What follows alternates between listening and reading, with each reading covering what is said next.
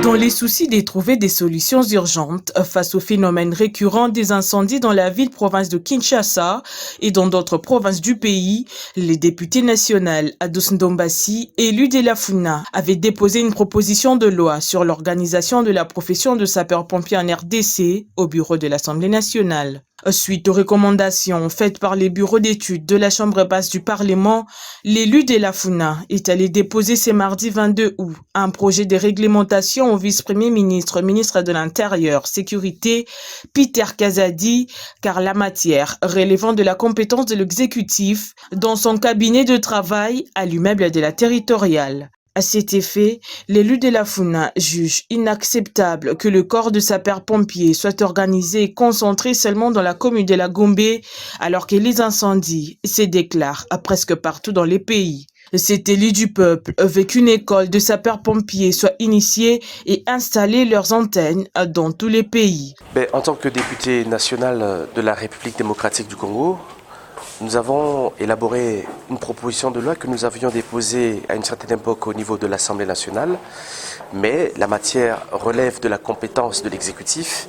et c'est sur conseil du bureau d'études de l'Assemblée nationale que nous sommes venus déposer ce projet de réglementation pour réglementer, excusez-moi pour cette tautologie, réglementer bien sûr le corps des sapeurs-pompiers en République démocratique du Congo.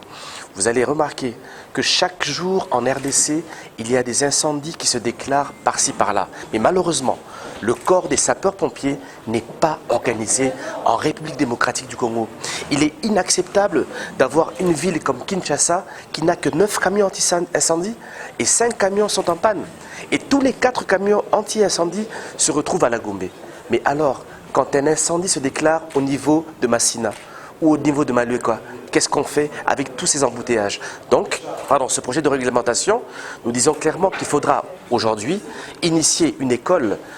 des sapeurs-pompiers en République démocratique du Congo et voir comment installer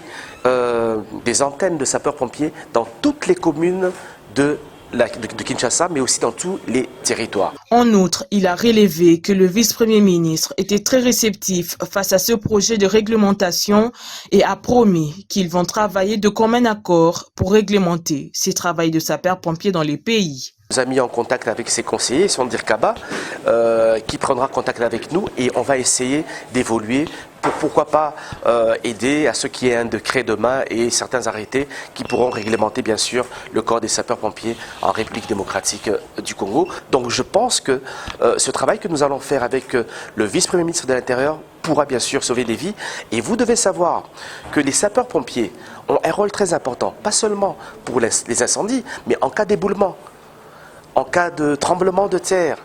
en cas de glissement de terrain, en cas de guerre aussi. Les sapeurs-pompiers sont là bien sûr pour aider et soulager les peines des populations.